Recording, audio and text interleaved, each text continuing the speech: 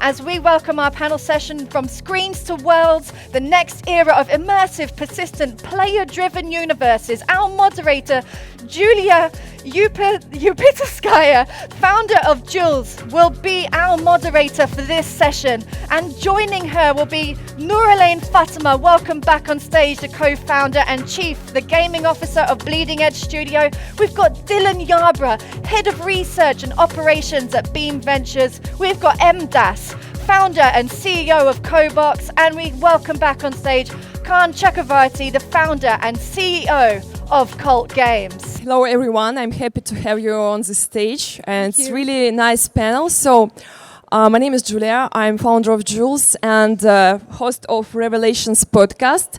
And today we stand in the age and new frontier, where sense dissolve, worlds expand, and players stop being spectators and become architects. The next era of digital universes is just immersive. It's persistent, alive, and shaped by the people who enter them.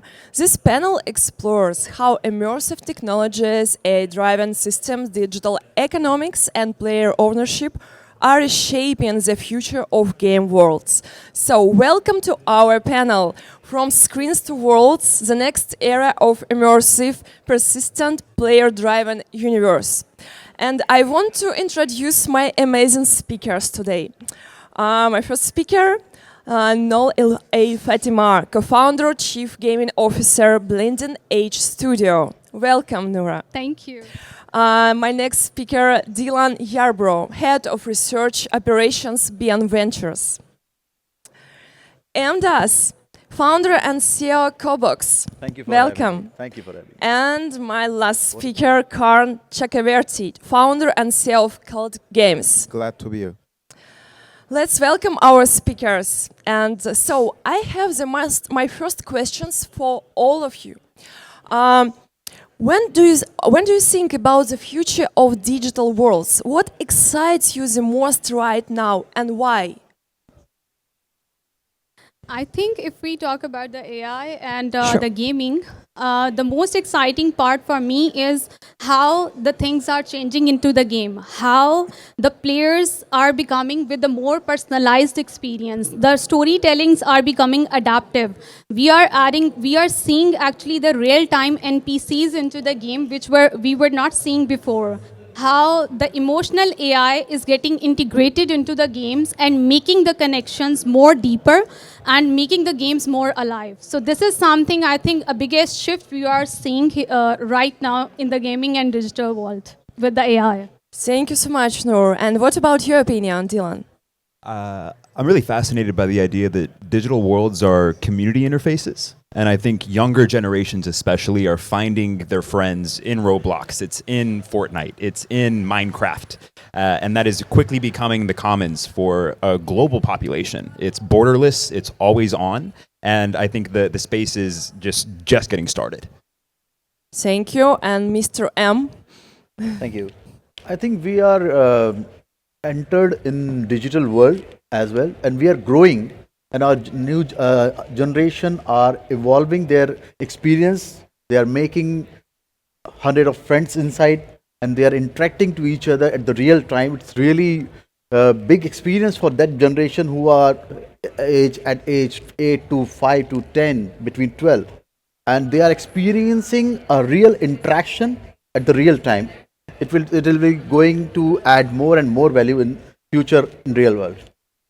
Thank you so much. Karn, what about you? I think two most important aspects which are quite interesting is one, your digital identity and its cross progression across different worlds, and secondly, if we talk about blockchain or AI, or I think the personalization, that's very important. Everyone wants everything so personalized, and I think with AI, invent of AI, and then blockchain as a whole solution, this is a very interesting paradigm. Thank you so much. So I have a lot of questions for each of you, but I want to start more deeply conversation about for Noora and next. So let's start from your side. Yeah, sure. My first question about you: how you today game worlds evolving beyond traditional gameplay to create deeper players' experience? All right. So I think the biggest shift we are seeing is that the games are no longer only the levels which play and finish. It is becoming the places we stay in, right? And the game experiences are getting designed to be the more ongoing, more alive, and more connected.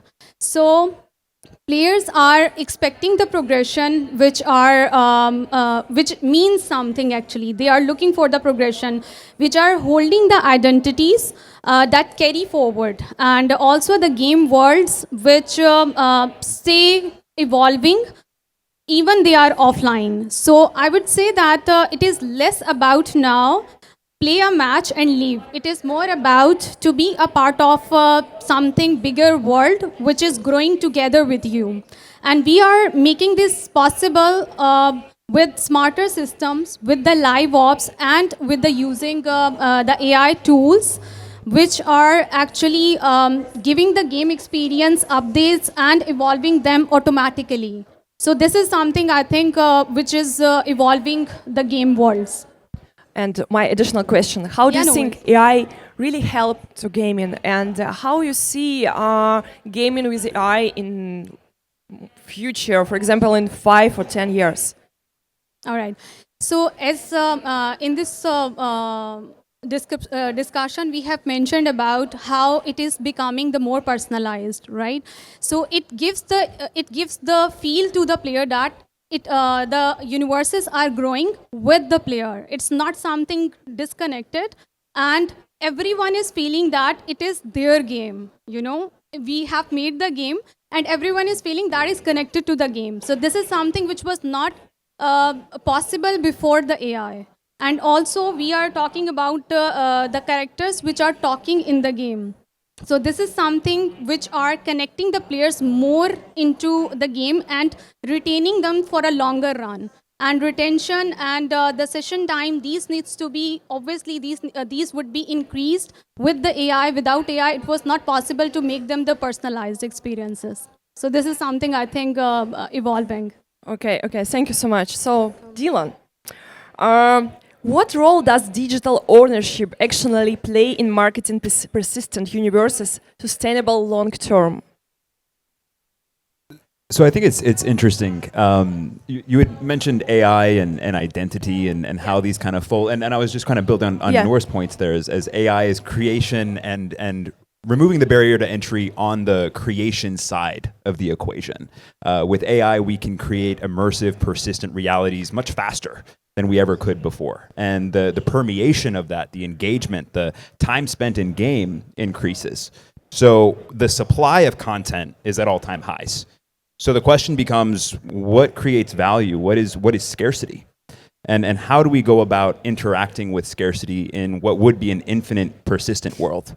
And so whether it is on-chain known identity, whether it is a legendary item being verifiably scarce, I think that as we build more in digital life, we need to have solid infrastructures and rails through which we can build applications, build user experiences that people actually value. And value comes from status, right? This idea of I've done something, I've accomplished something, I can share that, and other people can validate my participation. But then also, I think in open, interoperable systems to say, I can not only own a part of this, but freely transfer it in this kind of ecosystem-like economy. That hadn't happened before. So I know that you work in ventures, right? And just question about what's project really interesting for investing in gaming in AI? It's in now, for example, in this year, in the next year. So the investment side is interesting. I think it's we don't have to be shy in saying that a lot of the early play to earn models have kind of fallen flat of expectations. Is gaming a bubble? No, gaming is staying here to stay. But I think one of the missteps is the over-financialization of user experiences. One of the big problems that we've had so far is we put play to earn before the fun. If you go and buy a house, you don't buy the house because of excellent plumbing. You don't care about the pipes. And I think that blockchain infrastructure is just to be that. It's meant to be infrastructure. It isn't meant to be the reason for engagement. And so from the investment end, I think we need to empower developers, empower studios to make good games, create good ecosystems, create good immersive environments, and then utilize blockchain as a means of expanding that universe instead of being the main magnet or attraction. Thank you so much. So feel free to add some answers for my question. If you want to add, just let me know. I would second to what Dylan is saying, and that's what I was mentioning about in my previous conversation here on the stage. That, for us at Kult, it's always about creating fun first games. That's important. Like, if we want to penetrate 1 million audience in a game, do you think they'll come on economics, or they'll come on if the game is engaging enough?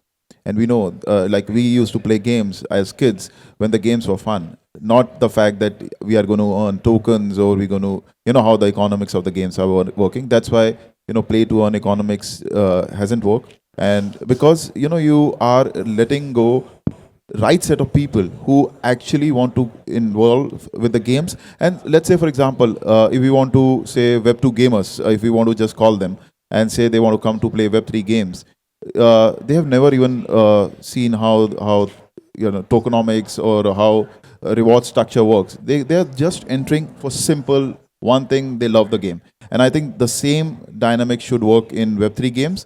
On-chain elements, tools, infra should run at the back end, which is important now. And the best part is entering into 2026, we have the right infra available. Now the only point is for gaming companies like us, it's all about how can we convert our 5 million user base to Web3, and that's where we are thriving. Right, I Thank want you. to add this one Yeah, sure. point. It is really necessary right now for the interface which currently we are using in Web3 games. It's too difficult to onboard our Web2 game players due to user experience. So I think onboarding is twofold. And it comes from two different areas. I think that there's going to be established game studios right. that have incredible IP, established communities, and they integrate Web3 features on the back end. And that is kind of a Trojan horse. There are 3.4 billion gamers worldwide. Right. I think 900 million registered accounts on Fortnite. So if Fortnite were to suddenly integrate NFT profiles, or my purple weapon, epic weapon in game is now tokenized in some interesting way, I've effectively Trojan horsed 900 million people. Maybe they will not say it's not an NFT. It will be only asset for them. Yeah, it'll be a digital asset for them. Yes, and I for think from an interface perspective, this to me is a very natural transition. We don't have to work very hard to make this happen, because we've gone from PCs that were only available maybe at the universities or the libraries in the 90s and early 2000s. Then more people get a computer in their home, and with it, more people have access to video games. The iPhone drops, the App Store gains popularity. Now we have mobile gaming. Now we have home consoles. Now we have more compute in our pockets than we went to go to the moon. Mobile devices are modifying 2 GB to 8 GB RAMs, right? Due to games. Sure. So thank you so much for your answers. Very interesting conversation about this. And my next question for Mr. M. How are creator-driven ecosystems reshaping the future of game development?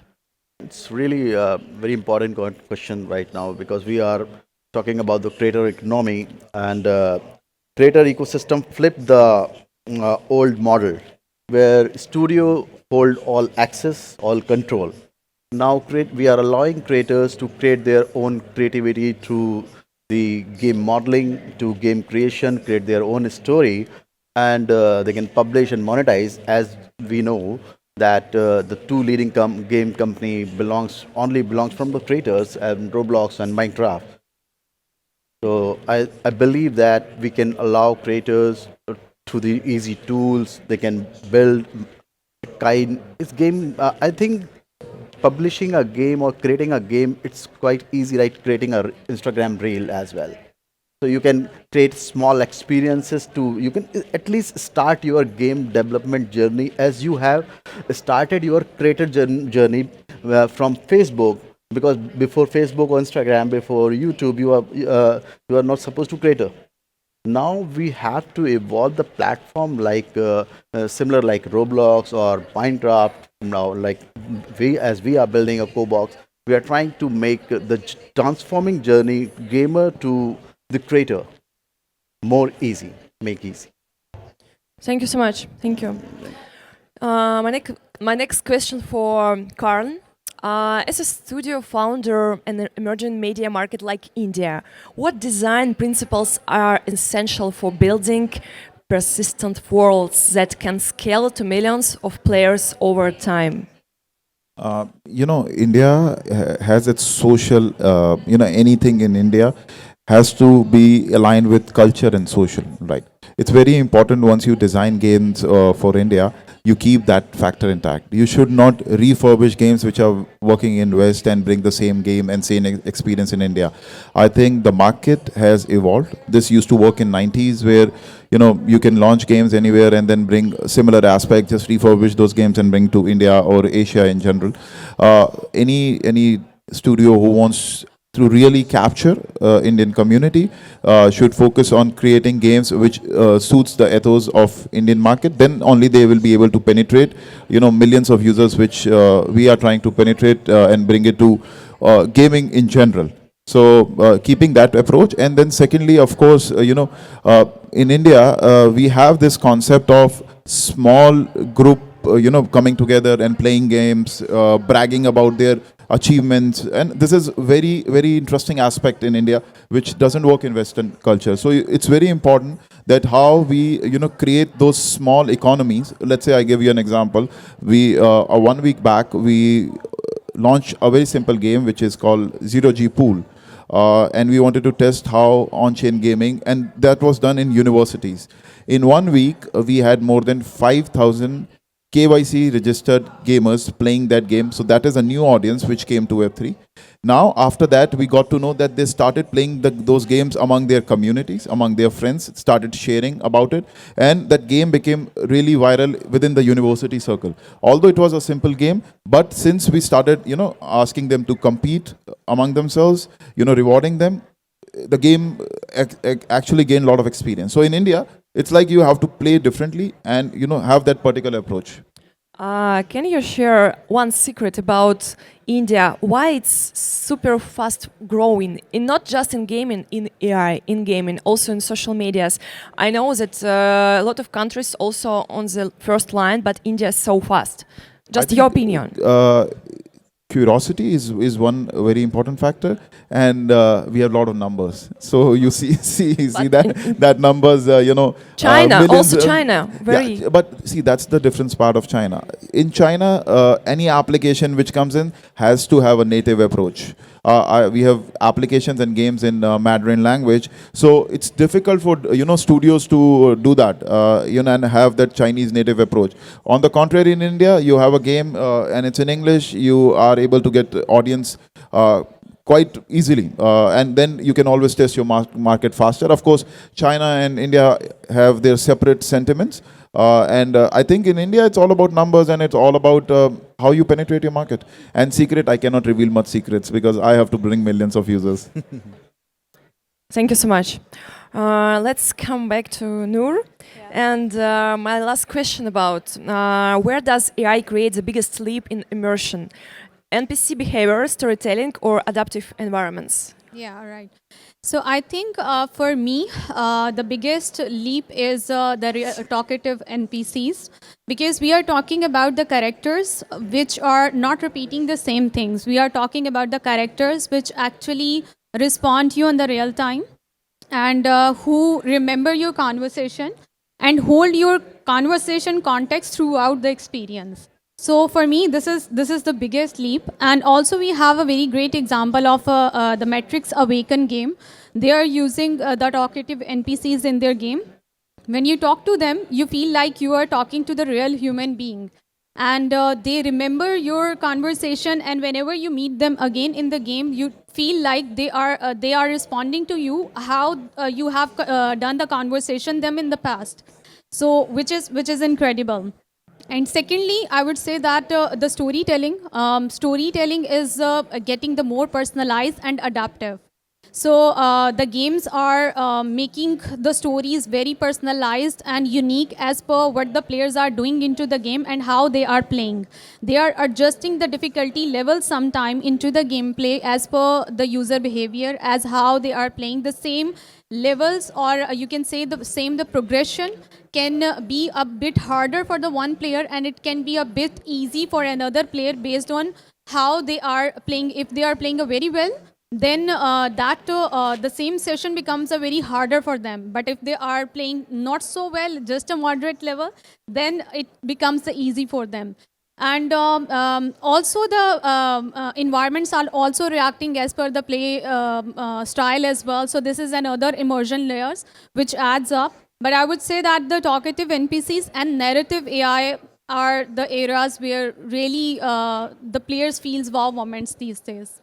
If we're talking about storytelling, because I'm deeply in storytelling in yeah. AI tech, so I think it's very important sign, because if the game without storytelling is very boring. And can Exactly. you, me or any person, can you describe which is the best storytelling of the game that the game can be really popular and success?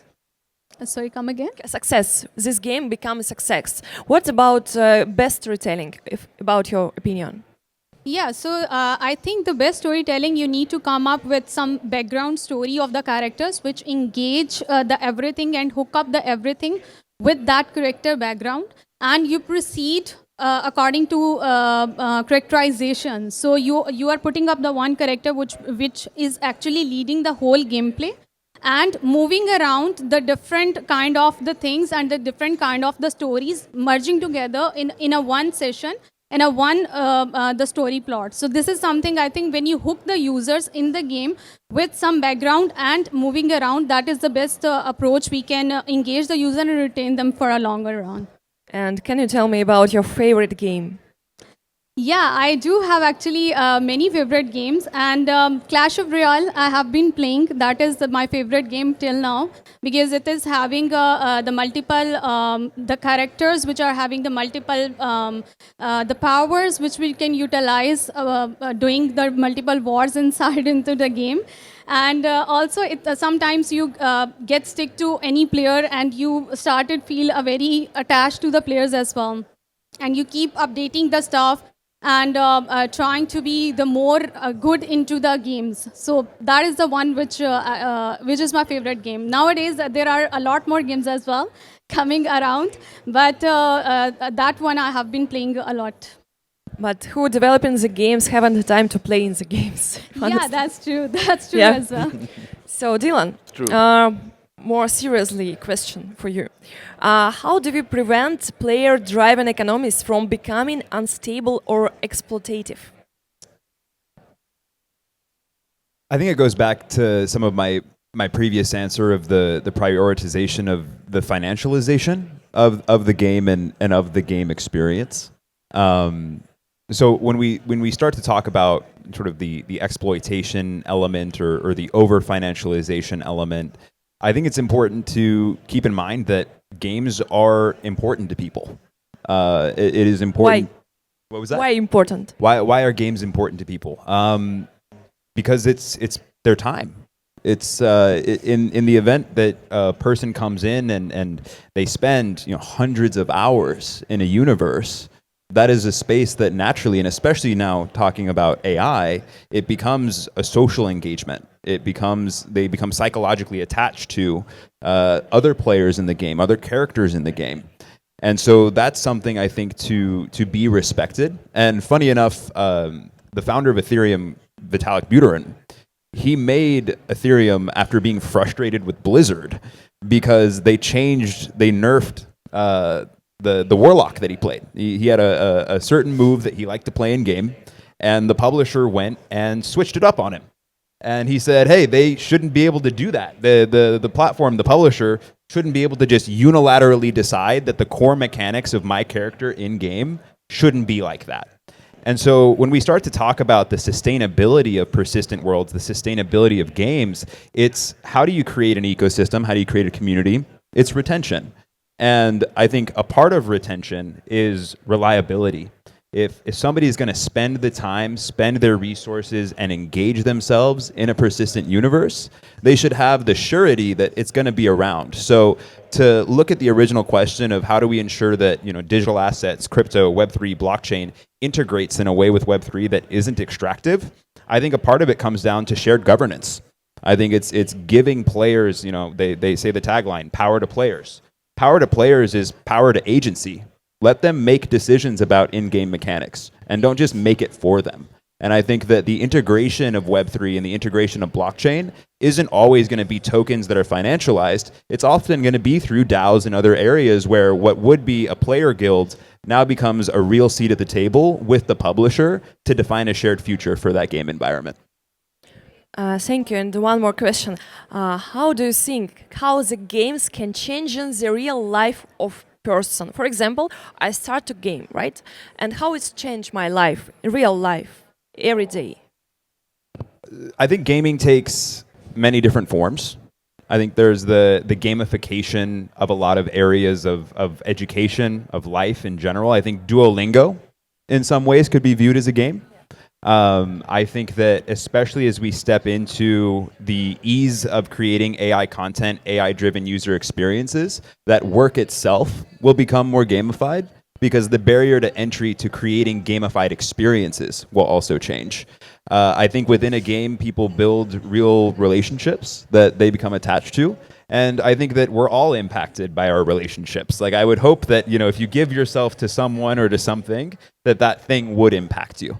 So I hope that in Fortnite, kids that maybe aren't having the real world socialization are able to say that they have friends, that are able to say that they have a community around them. And that's only going to get stronger as VR takes off, as AR takes off, as the virtual world integrates with the digital world. I think that we're going to see the relationships only grow stronger.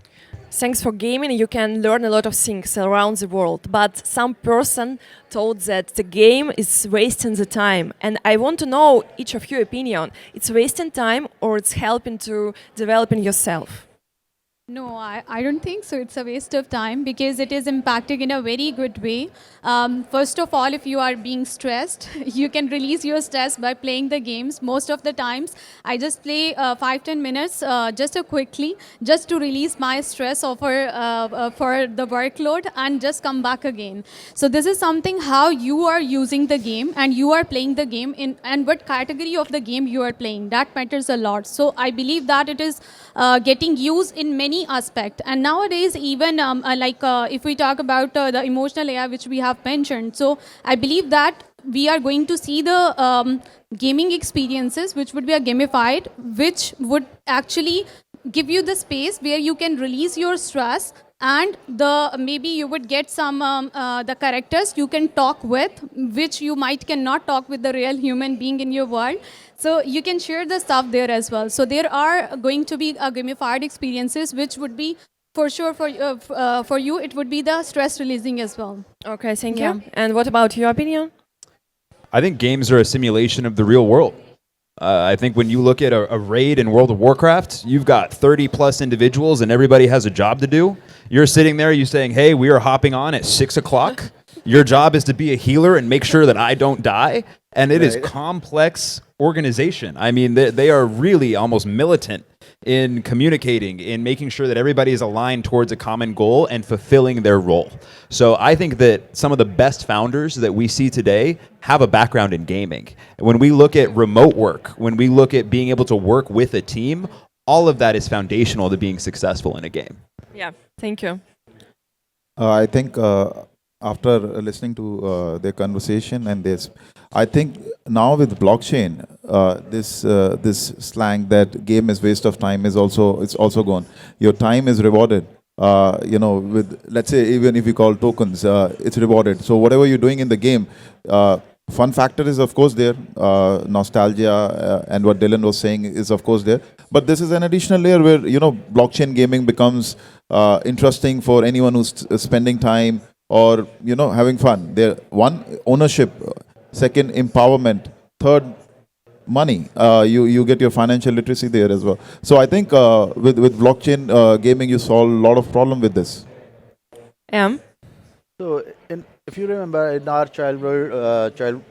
when we were kids, if you want to play a game, you have to leave your location first. If you are gathering somewhere, but now you can gather at on your screen and you can interacting a real time and creating a value and making an environment. Even you are not playing, even you are invited by someone, less you are exploring, but you are creating, adding some value in the ecosystem. So it's not kind of waste of time. We have to find the opportunity where we can utilize our time and how we can add a value to our portfolio and that their portfolio as well. Thank you. And one more question for you. So, what role will AI play in enabling billions of players to become creators? At COBOX, we have been building since 2022, and we recently got a successful foreign prototype. Uh, we tried a small model, and that can be commandable. You can create an environment through the AI. So AI is going to be remove all barriers for creators. If you want to create a game, I don't think so AI can help you right now. It's a too early stage, and we have to do a lot of work in this space in terms of gaming to integrate AI, because in gaming you have to know about 3D modeling, 3D designing, and animation, story, physics, modeling, lot of things, So it will take time, but initially we can integrate some AI tool for the storyline, for the modeling, and for the animation as well. So AI is going to transform the journey of gamers to become a creator. Thank you so much. I think we can't live I without AI. would like to add one more thing here. You know, once we are incorporating AI in any game, the focus should always be what value does that AI component give to your character or to your game. You know, gamers right now, developers, directors, they are using AI just for the sake of creating the buzzword and they're adding AI. Like, is there a real value? Like, let's say you are adding an AI agent, right, in a game, and rather than creating a value, it is creating a friction. So, what's the point of that AI agent? So one has to be very careful because gaming is fun, and it should remain fun. AI should enhance the value, not create unrealistic options, which ultimately leads to the downfall of the game. So that's very important. I kind of want to jump in on a little bit of that. Is when games were just disc format, gamers got the game and then that was that. They finished the final level and they said, wow, I've had a wonderful experience. Right. But gamers' expectations are higher than ever. As soon as we started looking at the cloud, it's more than a builder. And now it's live service. Right. Now they want new experiences on a monthly basis, on a bi-weekly basis, the turnaround time, the engagement. The content treadmill is really difficult for, I think, publishers to crack. And some of the most successful games are able to outsource some of that content treadmill to their gamers, to the actual people in the game through user-generated content. Roblox, Minecraft, and the etc. create worlds, create universes where players are empowered to add and create their own experiences, their own levels for other players to engage in. I think AI extends that by offering them new tools in the box. Yeah, absolutely. I would totally agree with you. And I think retention is becoming a very painful point for the creators, because the audience is becoming a bit impatient, or you can say that they want every a short time spent, they want something fresh and new into the game, which is getting very difficult for the creators to add in continuously. So here the AI comes and we can give the different variations through the AI, but definitely as Karn mentioned that there are the challenges as well for the developers to integrate the AI into the storytelling. So we have to bound the AI to improvise the things, but not go beyond that one. So this is something very, you can say, important for the developers to build in that way and integrate the AI in that limits. I agree with you. I totally agree with each of you. Yeah. So let's come back to Karn. My question for you: in your experience, what signals show that a game world has the potential to become an ecosystem, not just a product with long-term player identity and community? You know, we have been in gaming from last 7 years, and in on-chain gaming, it has been almost 2.5 years. So we deployed games across 12 different blockchains, and there was a point where we wanted to, unify everything, because for us, it was a place where how can we create an ecosystem, like we call Kult games as a Netflix of on-chain gaming, where through one identity you can, power all your games. Let's say Mr. Das want to play a hyper casual game today, and tomorrow he thinks, no, I'm not in a mood, I am an avid gamer, I just want to play a double A quality game. So his progress in one game was not defined and had no impact on the other game. But once you come to the Kult browser, one game which you play so has an impact on the other game. So it leads to an ecosystem, and it leads to a retention to a next level. And at Kult, since we have been in gaming from last 7 years with 42 titles, we have that capacity that every 6 months, as they were mentioning, that sometimes the game works, sometimes it doesn't. So we can experiment with new games every 6 months and see if this is sticking or a community wants something else. So it's all about shipping faster, shipping with the community, understanding, and create an ecosystem for the community, because they want something interesting. It's like they have choice to play any sort of a game. That's why True. I think UGC are evolving, Yeah. right? Because we Yeah. don't want to play other story. We want to create our own story, and we want to explore the story to others, and they can add their story as well in the existing story. So UGC gaming taking attraction, not kind of the builder as well, for the initially gamer as well. He can start his journey as a gamer, and now he is thinking, okay, I'm not streaming right now, I will develop something, and he will start the journey to transform themselves as a creator, as a content creator in gaming ecosystem. I think UGC is very important everywhere now, gaming also, and tech UGC is most important now. It's twist. Yeah. Yes. Thank you so much. Do you want to add something? I was going to say, creators bring gravity.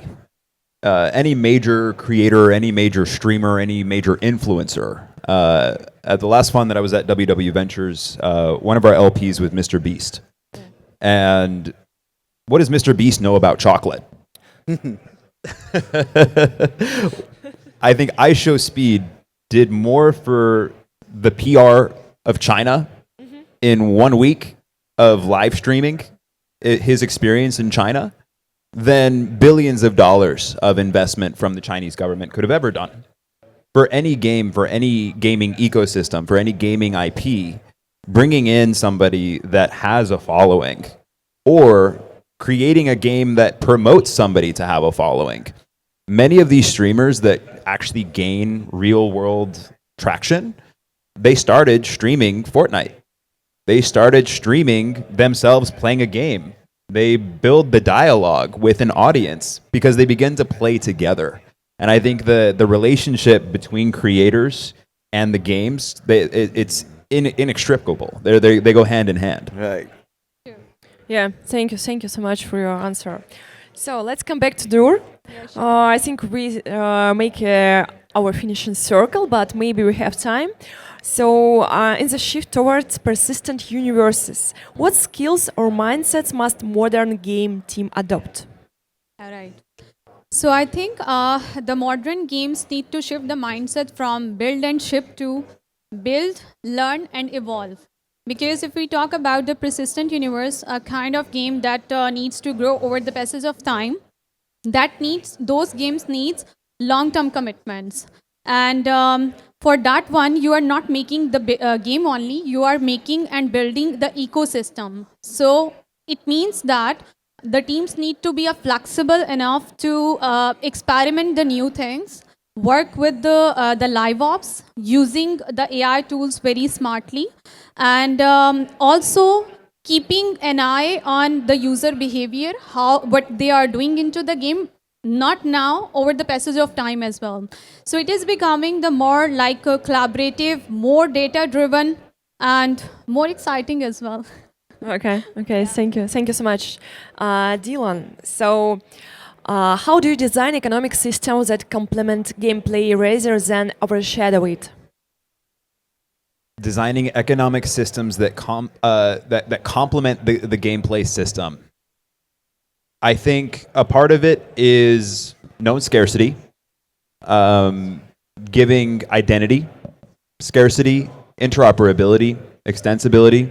When a publisher owns an account, it limits the ability for that account to grow in any other environment. So let's say, for example, a gamer that is huge into Call of Duty would be a target audience for a film IP, or for a new store, or for any other experience that could occur on the internet. If my badge of achievement in one game is known in an open, sort of interoperable, Lego-like manner, then the whole pie can get bigger because the amount of experiences that are enabled in that can get larger.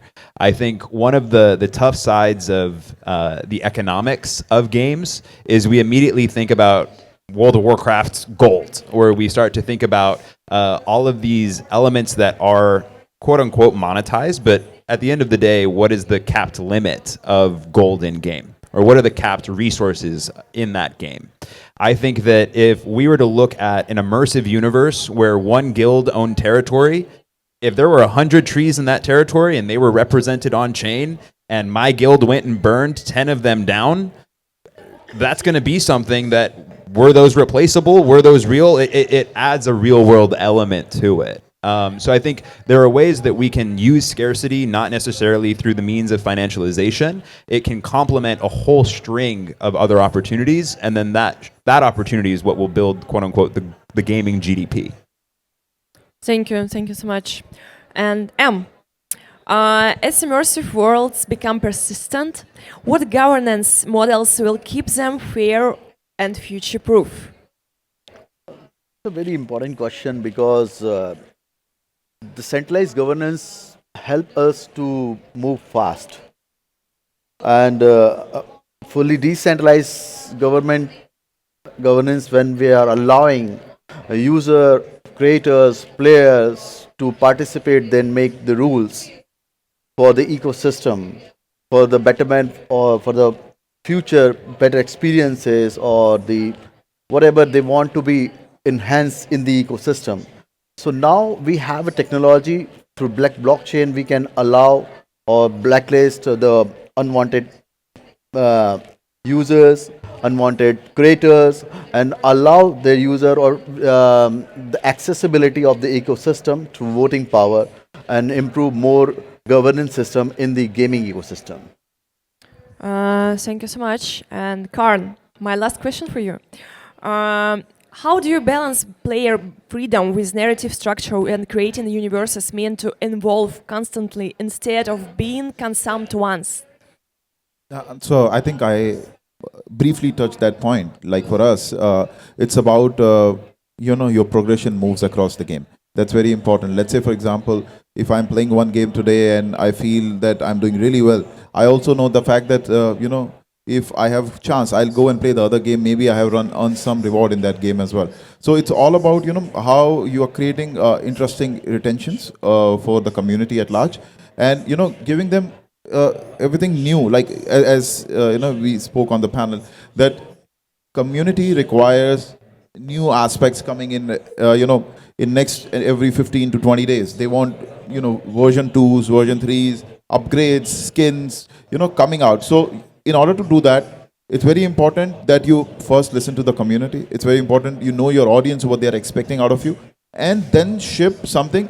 Because to be honest, sometimes community doesn't know what they want, but when they get it, they're surprised. So it has to be a balance where you understand your consumer, but also what as a gamer or a game developer you want to ship in your product. So that's for us. We keep on experimenting with that, and bringing engaging titles, bringing engaging stuff in the game. so that we can offer community interesting stuff at Cult Games.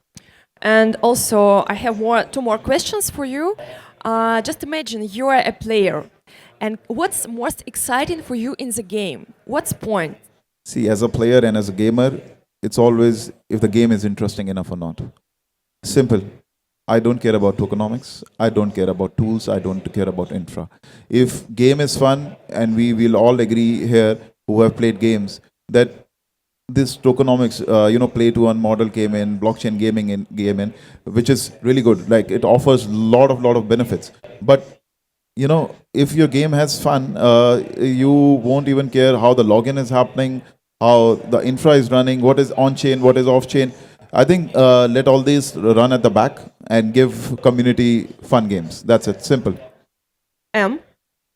Gaming is all about fun, and fun was missing because initially in past couple of years we promote Web3 game as a play to earn only, not for fun.